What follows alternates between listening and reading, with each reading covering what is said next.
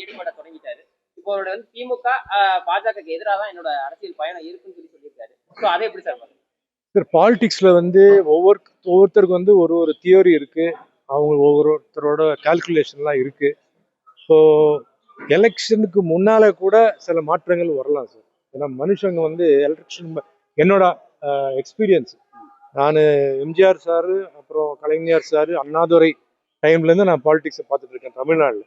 அதுக்கப்புறம் ஆந்திரா போன பிறகு என்டிஆர் சார் அவரு பார்த்துருக்கேன், நிறைய பார்த்துருக்கேன் நான்.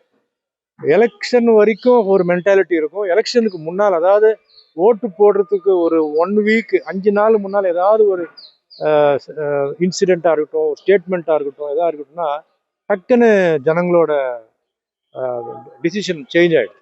அதே மாதிரி கூட்டத்தை பார்த்து நம்ம வந்து ஒரு கணக்கு போட முடியாது சார். இந்த கூட்டம் இருக்கிறதுனால கண்டிப்பாக ஜெயிப்பாருன்னு சொல்ல முடியாது.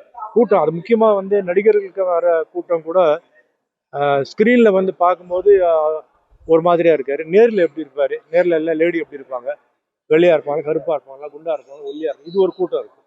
அதுக்கப்புறம் நிறைய விஷயங்கள் இருக்குது. கேஸ்ட் இருக்குது, கம்யூனிட்டி இருக்குது, ஒரிஜினல் பாலிட்டிக்ஸ் இருக்குது, நிறைய இருக்குது. ஸோ இப்போ வந்து எதுவுமே இந்த அலையன்ஸ் பற்றி இதெல்லாம் டிசிஷன்லாம் வந்த பிறகு எப்படி எப்படி மாறும், கேஸ்ட் ஃபேக்டரி எப்படி மாறும், கம்யூனிட்டி ஃபேக்டரி. ஏன்னா யூத் வந்து அவங்க யோசிக்கிறது ஒரு மாதிரி, மிடில் ஏஜ் யோசிக்கிறது இன்னொரு மாதிரி, சீனியர் சிட்டிசன்ஸ் வந்து எங்களுக்கு என்ன லாபம் இருக்குது, இந்த கவர்மெண்ட் வந்தால் எங்களுக்கு என்ன யூஸ் இருக்குது, இந்த மாதிரி நிறைய இருக்குது. ஸோ இப்போவே சொல்கிறது ரொம்ப கஷ்டம். மேபி ஒரு 1 மந்த்துக்கு பிஃபோர் வந்து மென்டாலிட்டி ஒரு மாதிரி யோசிக்கலாம். என்ன இருந்தாலும் ஆண்டவன் இருக்கான். அதனால நான் வந்து எப்பவுமே யார் விஷயத்துலையும் வந்து 99.9% தான் சொல்லுவேன், தவிர அந்த 1% வந்து ஆண்டவன் கிட்ட விட்டுருவேன்.